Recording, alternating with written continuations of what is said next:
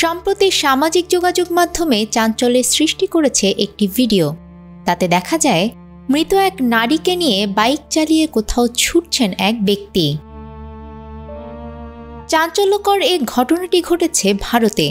এনডিটিভির প্রতিবেদন থেকে জানা যায় বাইকের পেছনে থাকা মৃত ওই নারী আসলে ওই ব্যক্তির স্ত্রী।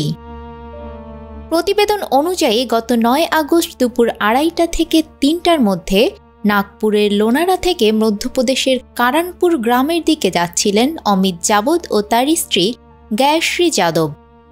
বান্ডেল থাকলে প্রতি সেনমানিতে টাকা বাঁচবে। বিকাশ সেনমানি বান্ডেল কিনে জিতুন প্রতি লেনদেনে। তাদের মোটরসাইকেলকে পেছন থেকে ধাক্কা দেয় দ্রুতগামী একটি ট্রাক। এতে জয়শ্রী রাস্তায় পড়ে যান এবং ট্রাকটি তাকে চাপা দিয়ে দ্রুত পালিয়ে যায়।